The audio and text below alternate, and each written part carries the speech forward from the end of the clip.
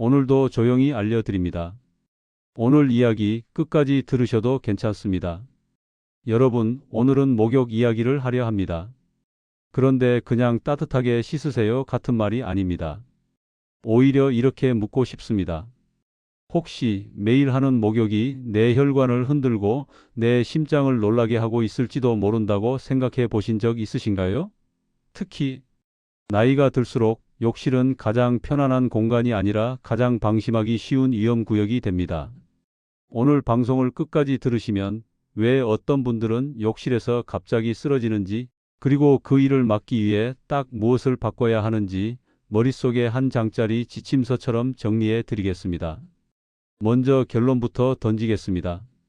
75이 넘으셨다면 따뜻한 물에 오래 담그기보다 먼저 지켜야 할 것이 있습니다. 욕실 온도, 식사와 목욕의 간격, 그리고 탕에서 나오는 방법. 이 세 가지를 놓치면 목욕은 휴식이 아니라 위험한 도박이 됩니다. 진료실에서 겨울철만 되면 저는 비슷한 이야기를 자주 듣습니다. 선생님, 저는 평생 이렇게 씻어왔는데요. 왜 갑자기 이런 일이 생긴 거죠? 오늘 들려드릴 한 어르신의 사례가 바로 그 질문의 답이 됩니다. 이름은 한정숙 어르신이라고 해 두겠습니다. 동네에서 깔끔하기로 유명한 분이셨습니다. 하루라도 뜨거운 물에 몸을 담그지 않으면 개운하지 않다고 하셨고, 때를 밀어야 잠이 온다고 믿으셨습니다. 누군가 보기엔 부지런하고 건강한 습관처럼 보였겠지요.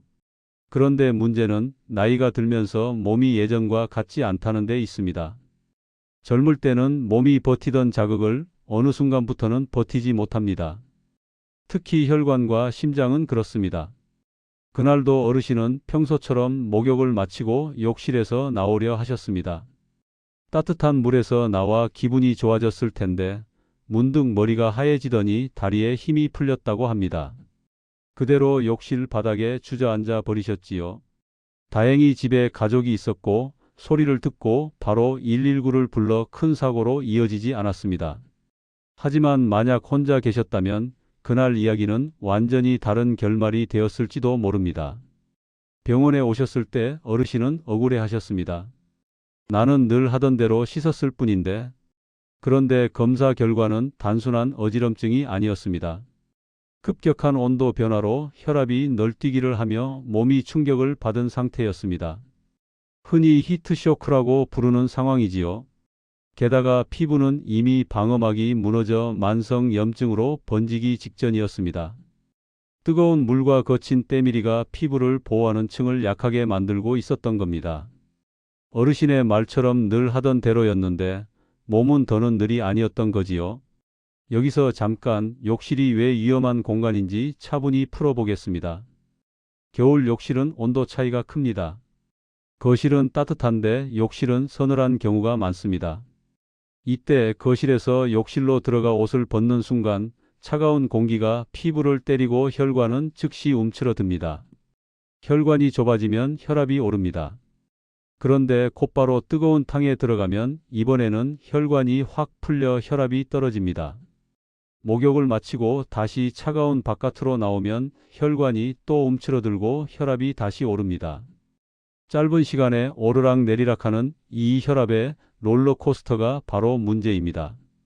뇌혈관이나 심장혈관이 약해져 있는 분들은 이 충격을 견디지 못하고 뇌졸중이나 심근경색 같은 큰 사건으로 이어질 수 있습니다.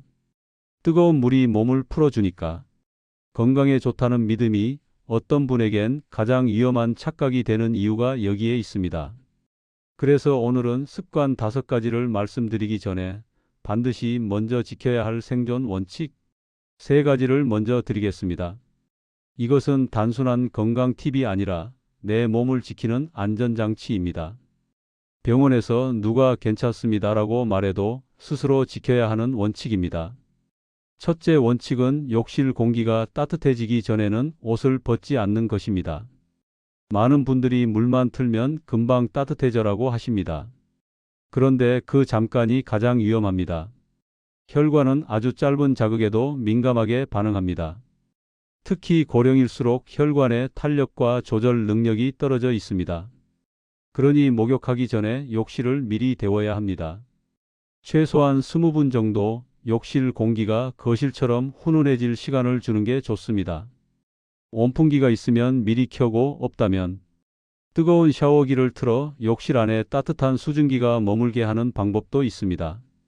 중요한 건 들어가서 데우는 것이 아니라 들어가기 전에 데우는 것입니다.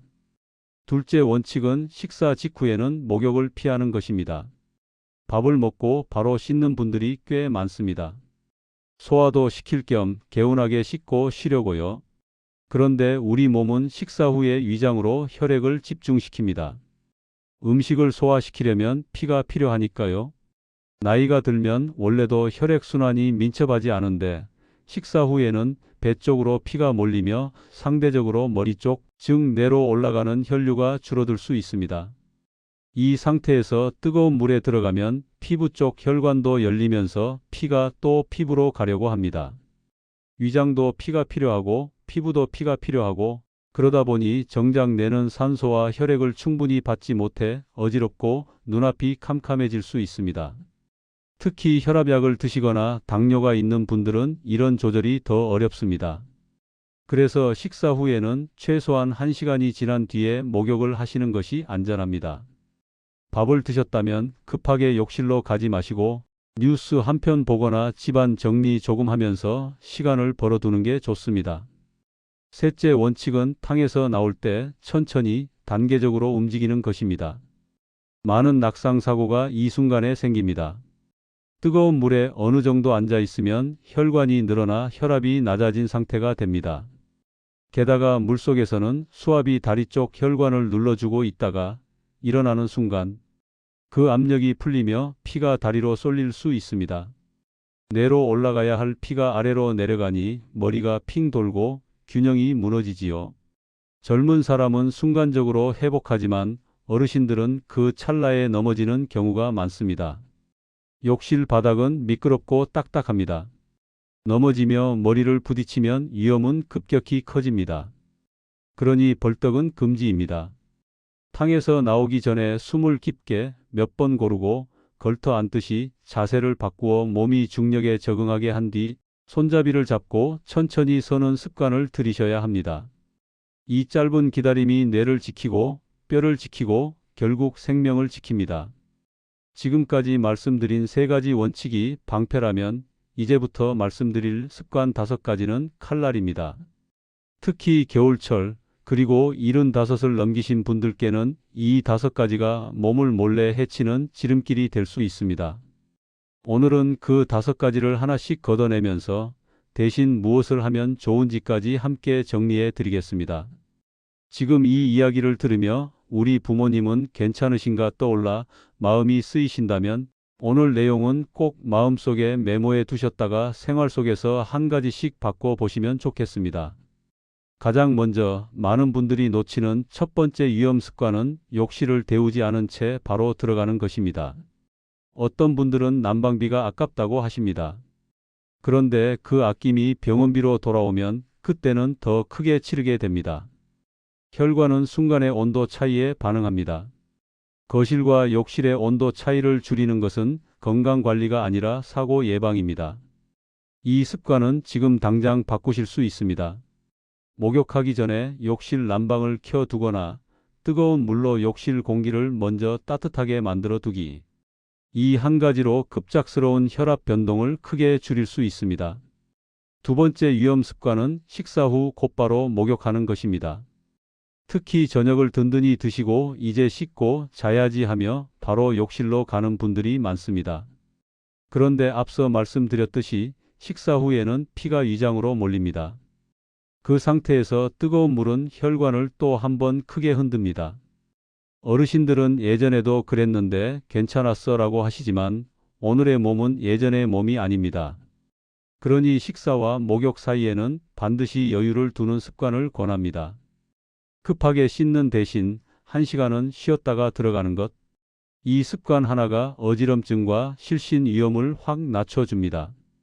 특히 때밀이가 피부에 미치는 영향, 목욕 횟수와 물 온도의 기준, 당뇨가 있는 분들이 반드시 지켜야 할 온도 확인법, 그리고 그럼 도대체 하루 일과를 어떻게 짜서 씻어야 하느냐라는 질문에 답하는 안전한 목욕.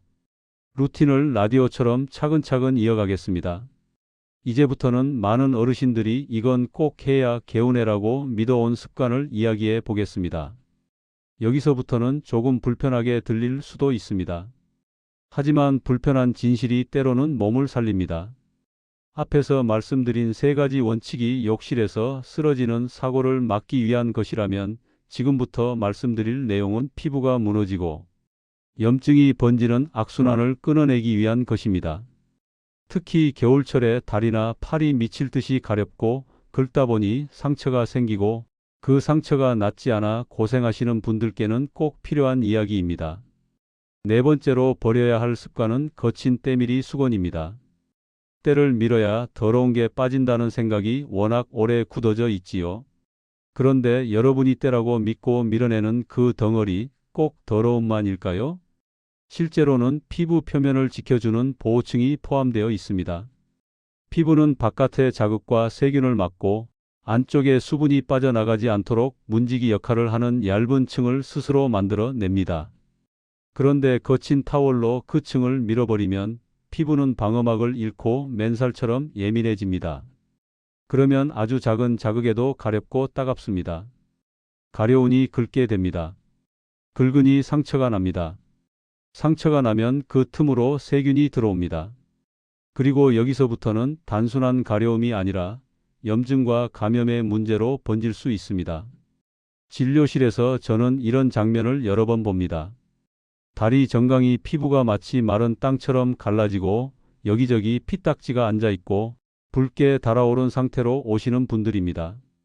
본인은 더러워서 긁었다, 때가 끼는 것 같아서 밀었다라고 말씀하시지요. 그런데 실제 원인은 반대인 경우가 많습니다. 너무 열심히 밀어 피부가 망가졌기 때문에 더 가려운 겁니다. 그러니 해결책도 반대로 가야 합니다. 더 세게 밀 것이 아니라 더 부드럽게 다뤄야 합니다. 거친 때수건은 과감히 치우십시오. 씻을 때는 손바닥으로 비누 거품을 충분히 내고 필요한 부위만 살살 문지르는 것으로도 충분합니다. 문지르기가 아니라 거품으로 닦아내기에 가깝게 바꾸는 것입니다. 다섯 번째로 바꿔야 할 습관은 전신 목욕을 매일 하는 것입니다. 많은 분들이 나이 들면 냄새가 나니까 매일 씻어야 해라고 생각합니다. 그래서 뜨거운 물로 온몸을 비누칠하고 개운함을 위해 오래 씻습니다. 그런데 피부는 매일 비누칠을 견디도록 만들어져 있지 않습니다. 특히 나이가 들수록 피부에서 기름을 만들어내는 기능이 줄어듭니다. 젊을 때보다 훨씬 적게 나옵니다. 그 상태에서 매일 뜨거운 물과 비누로 씻어버리면 남아있던 기름막까지 사라집니다. 피부는 바싹 마르고 각질은 더 거칠어지고 가려움은 더 심해집니다. 깨끗함을 위해 한 행동이 오히려 피부를 약하게 만들어 병으로 이어지는 길을 깔아버리는 셈입니다. 그래서 저는 이렇게 권합니다.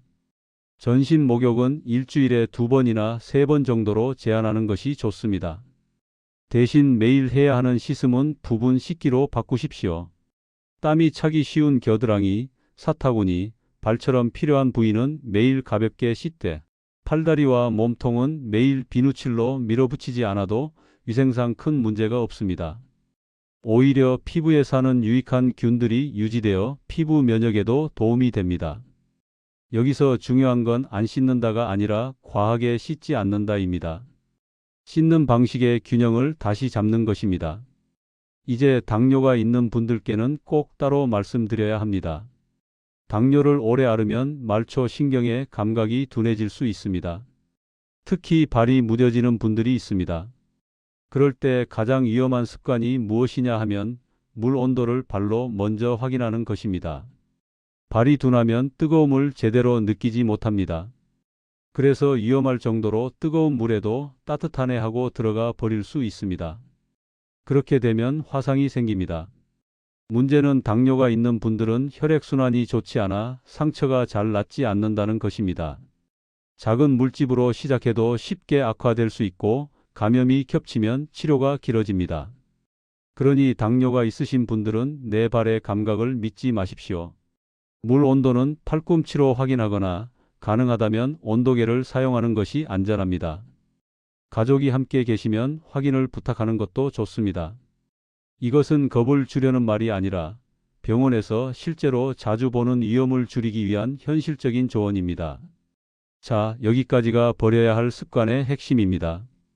욕실을 미리 데우지 않는 것, 식사 직후 목욕하는 것, 탕에서 벌떡 일어나는 것, 거친 때밀이, 그리고 전신 목욕을 매일 하는 것.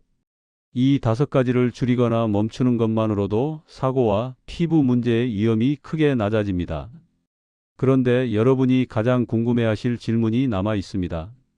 그럼 대체 어떻게 씻으라는 거야? 하루 일과는 어떻게 짜야 해? 그래서 지금부터는 안전한 목욕 루틴을 한 장의 시간표처럼 들려드리겠습니다. 복잡하지 않습니다. 기억하기 쉽게 3가지로 정리해 보겠습니다. 첫 번째는 횟수입니다. 전신 목욕은 일주일에 3번 이하. 두 번째는 온도입니다. 물은 너무 뜨겁지 않게 체온보다 약간 높은 정도로 맞추되 대략 38도 안팎의 온도를 기준으로 생각하시면 좋습니다. 세 번째는 보습입니다. 욕실에서 나온 뒤 3분 안에 보습제를 바르는 것. 이 3가지를 머릿속에 넣어 두시면 목욕이 건강을 해치는 시간이 아니라 회복의 시간이 됩니다. 이제 한 어르신의 안전한 목욕 저녁 풍경을 라디오처럼 그려드리겠습니다. 예를 들어 월요일, 수요일, 금요일을 목욕하는 날로 정해둡니다. 저녁 7시가 되면 가장 먼저 하는 일은 욕실을 데우는 것입니다. 난방기가 있으면 켜고 없다면 샤워기로 뜨거운 물을 틀어 욕실 공기가 훈훈해지도록 둡니다. 그 20분 동안 거실에서 미지근한 물을 한 잔 천천히 마십니다. 목욕 전에 수분을 조금 보충해 두면 피가 끈적해지는 것을 막는 데 도움이 될 수 있습니다. 그리고 20분 정도가 지나 욕실에 들어가려 할 때 옷을 벗기 전에 욕실 공기가 충분히 따뜻한지 먼저 느껴봅니다. 춥지 않다는 느낌이 들면 그때 옷을 벗습니다. 탕에 들어가기 전에는 발끝부터 물을 적십니다. 심장에서 먼 곳부터 천천히 적셔서 몸이 놀라지 않게 신호를 주는 것입니다. 물 온도는 팔꿈치로 확인합니다. 뜨겁다기보다 따뜻하다는 느낌이면 충분합니다. 탕 안에서는 어깨까지 푹 담그기보다 명치 아래 정도까지만 담그는 반신욕으로 너무 오래 있지 않도록 시간을 조절합니다. 씻을 때는 비누 거품을 충분히 내고 겨드랑이와 사타구니, 발가락 사이처럼 꼭 필요한 부위만 부드럽게 닦습니다. 팔과 다리는 거품이 흐르는 물에 씻겨 내려가게 두어도 괜찮습니다. 그리고 탕에서 나올 때는 앞서 말한 방법을 적용합니다. 숨을 고르고 걸터 앉아 기다리고 손잡이를 잡고 천천히 일어납니다. 수건으로 닦을 때도 문지르기보다 톡톡 두드리듯 닦습니다. 마지막으로 가장 중요한 보습. 욕실 문을 열고 나오기 전 욕실 안에서 바로 보습제를 바릅니다.